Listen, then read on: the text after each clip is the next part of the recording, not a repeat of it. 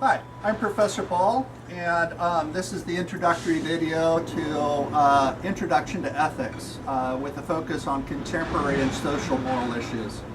In this introductory video, I want to talk a little bit about some of the key features I'd like you to take a look at in the syllabus, and then also to try to lay out kind of the general template for what the class will look like.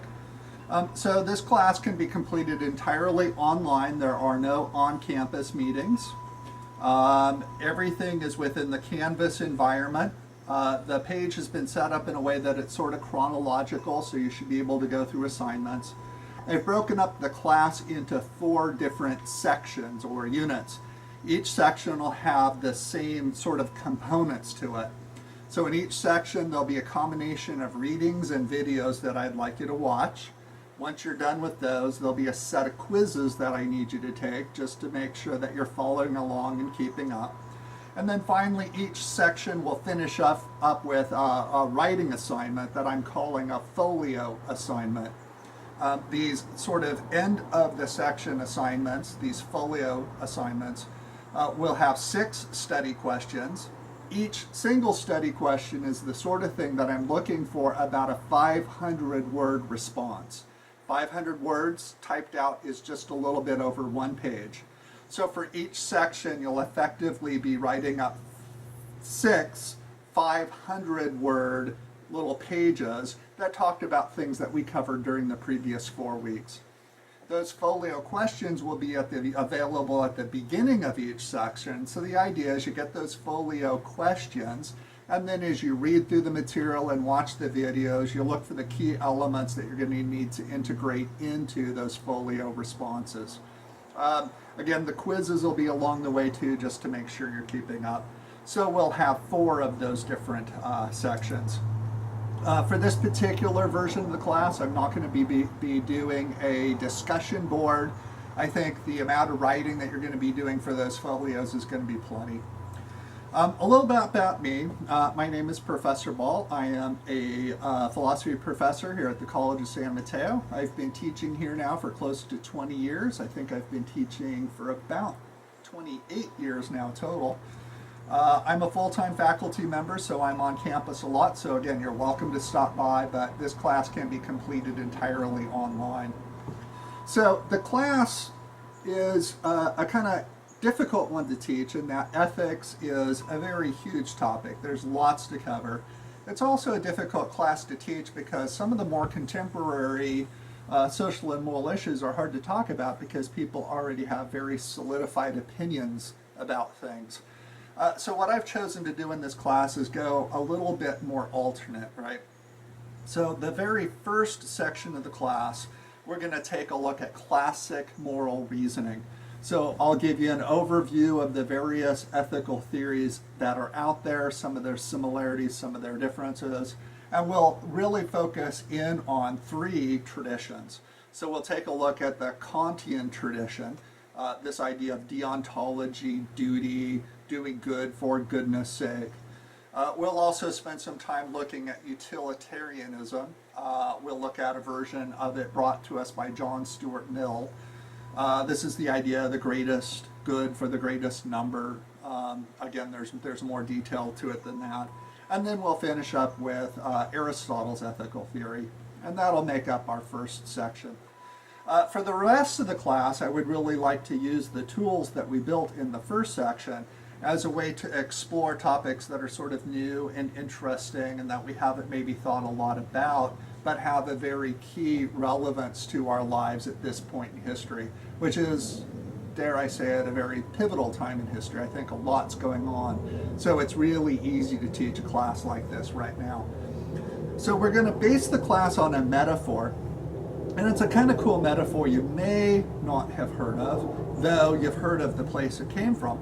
It's a metaphor that comes to us from The Wizard of Oz. All of you, I suspect, have seen the movie. If not, go out, rent the movie, watch the thing. It's delightful.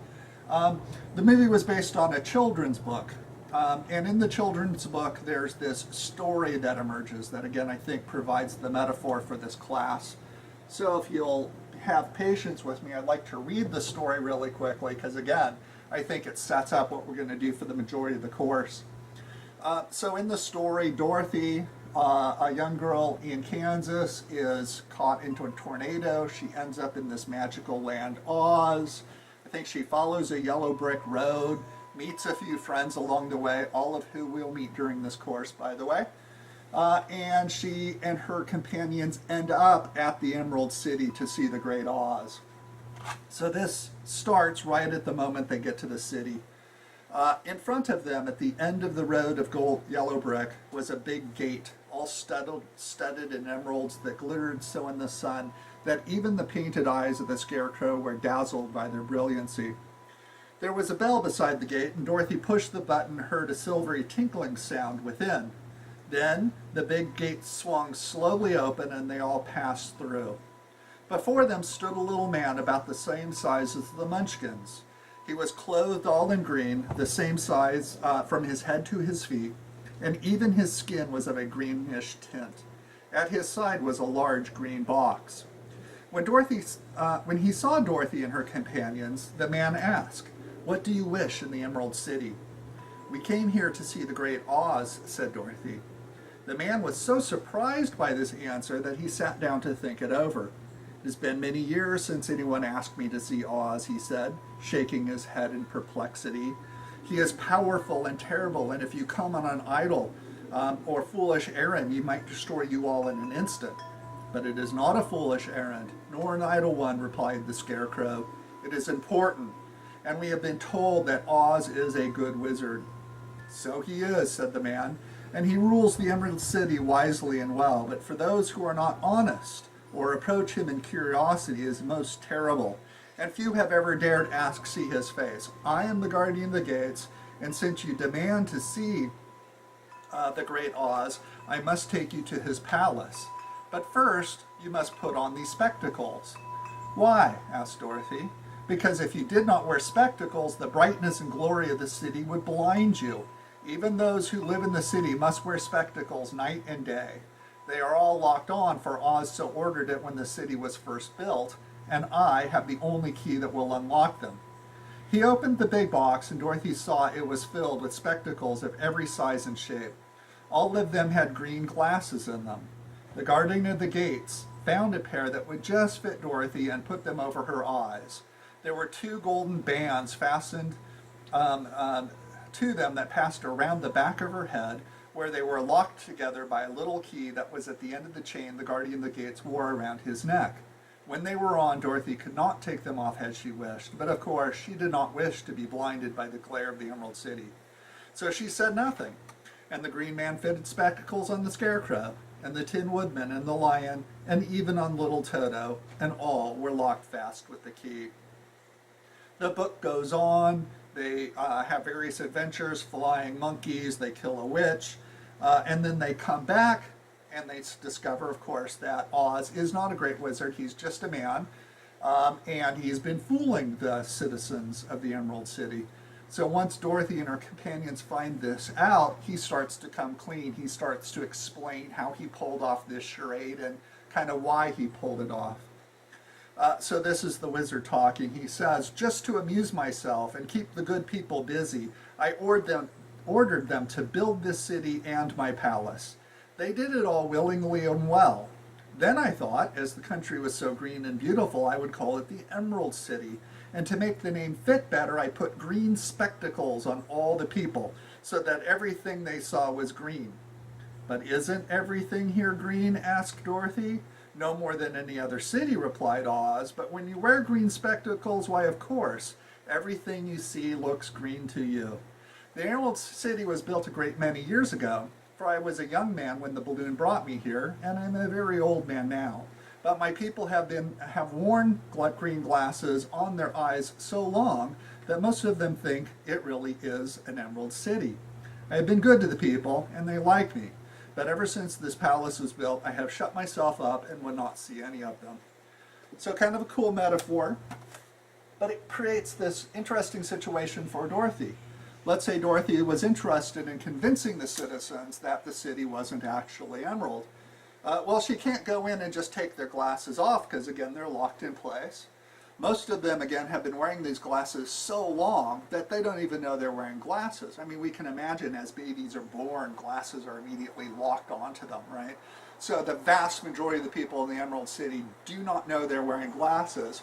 So if Dorothy were to say to them, hey, you're wearing glasses, they would be like, you're crazy. What are you talking about? I don't think she'd have a very good job of trying to steal the key from the Guardian. He's only got one job, protect the key.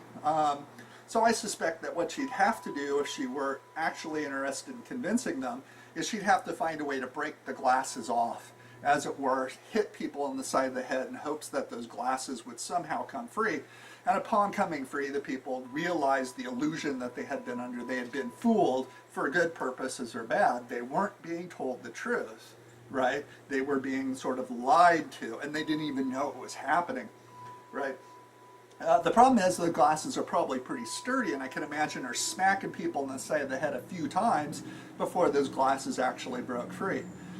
So in a weird way, this provides us a great template for how we're going to conduct this class. Because I suspect all of you are wearing glasses. You've been wearing glasses your whole life. You've worn these glasses so long that you don't even know you're wearing them. These glasses affect everything you see. They affect how you see the world. They affect how you interpret things. So it puts me in this interesting position. It creates a problem for me in that if we're going to talk about contemporary and social and moral issues, if we're going to actually examine how it is you ought to value the things in the world, how you ought to interpret things, right? What you ought to say is good or bad, we can't talk about how you ought to do those things until we first realize you already do value things. You've inherited a pair of glasses from your parents, from the culture you live in, from the religion that you either went to or didn't go to, right? All these things color our vision of everything and affect our value system. So you come to this class with a value system well in place. The problem is somebody else put it there. It's not something you probably chose. So before, again, we can get to the how we ought to, we need to get very, very clear on how we do, right? So this class will attempt to help us uncover some of those views, and we'll do it in a nice little way. We'll try to construct the class based on, again, this metaphor, and we'll meet our various characters. We'll deal with the Tin Man, the Scarecrow, and the Cowardly Lion in turn, and you'll see what each of those sections sort of refers to later on. Okay, so where to go here from here? Right, so again, follow Canvas along. This is not a self-paced course. Keep up on the readings. Try not to get behind. Remember that all the due dates are going to be Sunday at noon. Again, if you miss an assignment, you're out of luck because, again, those answers go out. So get stuff done early. Get it done on time. For the first couple of assignments, I'll send out reminders. But once the course is underway, it's on you to take a look, right? Keep track of those things. Take the quizzes, start working on those folio papers really, really early, almost as soon as you get them. If you wait till 2 or 3 days before they're due, it's going to be really tough to do them, right? Again, a whole lot of the course is dependent upon you doing that. In fact, I think that's where the vast majority of the learning goes on. Feel free to email me if you have questions about things. Feel free to stop by. Turns out I teach a version of this class on campus. And so you're welcome to give me a call, find out when that is, and you can visit. But from here, take a look at those readings, kind of get going on that first section, and I shall probably be talking to you very shortly about a taxonomy of ethical theories. Good luck. Welcome to the course. I think it'll be interesting. Good luck.